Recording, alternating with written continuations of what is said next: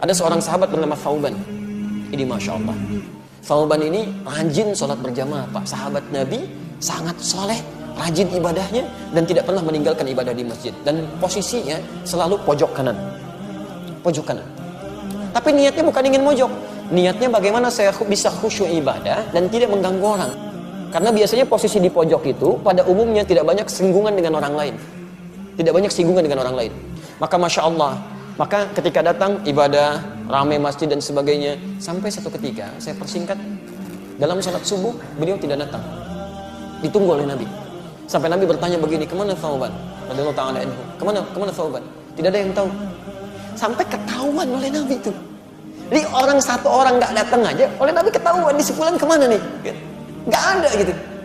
Tapi sahabat mengatakan, kami tidak tahu ya Rasulullah, kan? Apa yang terjadi? Ditunggu oleh Nabi.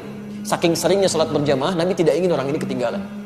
Ditunggu sampai agak kemudian melewat, waktunya mulai berlanjut, diputuskanlah untuk dilakukan sholat.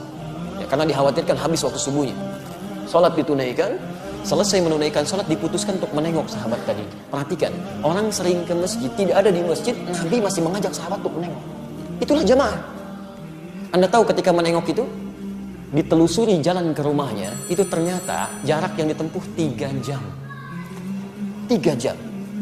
Nah, yang paling ingin saya sampaikan ketika ditengok, istrinya kemudian mulai keluar mengatakan, Tufiya zawji. Aina Thauban? Kemana Thauban? Kata Rasulullah SAW. Kata istrinya, laqad tuwfiya. Dia sudah wafat. Meninggal. Lalu Nabi berkata, perhatikan kalimatnya, apakah ada yang terjadi sebelum dia meninggal? Baik, ini yang harus kita catat. Apa yang terjadi? Kata istrinya, saya tidak merasa ada yang istimewa, tapi saya tidak memahami 3 kalimat yang diucapkan. 3 kalimat. Mahya apa itu? Nah, ini hikmahnya yang harus kita tangkap. Sebelum beliau meninggal dalam sakaratul mautnya, beliau mengatakan, kenapa nggak lebih jauh lagi, katanya.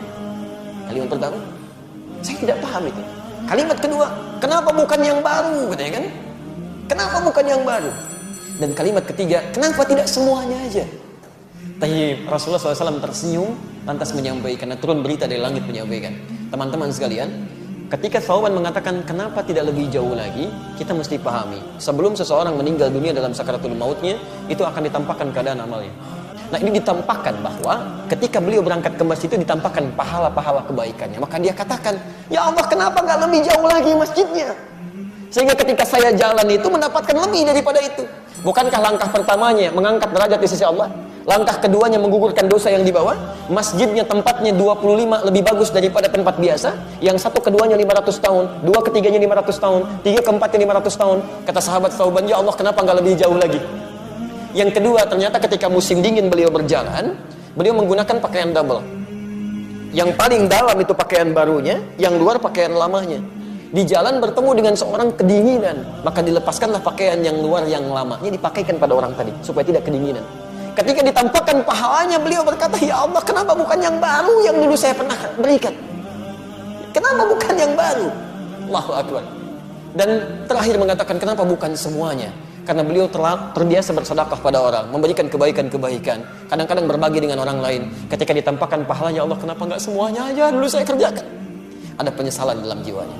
Anda bayangkan, seorang sahabat mulia saja masih menyesal dengan amalnya. Maka bagaimana dengan orang-orang yang belum sempurna kebaikan-kebaikannya seperti itu? Jangan sampai meninggal dunia lantas dikatakan, fa asaddaqa wa aqum minas shalihin. Beri kesempatan, ya Allah, walau sebentar. Saya ingin berbuat baik, saya ingin berbuat baik, saya ingin berbuat baik. Zaman dulu tidak ada kendaraan bahkan untuk urusan sepeda. Kendaraan yang saya maksud bukan hewan. Sepeda nggak ada, motor nggak ada, mobil nggak ada. Jarak dari rumah ke masjid 3 jam. Yang masjidnya tidak ada karpetnya, langsung tanah. Yang tiang-tiangnya pelepah kurma, yang atapnya dari daun-daun kurma, masih mau ke masjid dengan jalan kaki. Sahabat mulia, luar biasa, dekat dengan Allah, ke surganya begitu dekat. Jarak rumah ke masjid jauh dengan masjid seadanya, masih mau ke masjid menempuh langkah 3 jam. Dan masih ditengok oleh sahabat. Anda bukan sahabat Nabi, tetangga Nabi juga bukan.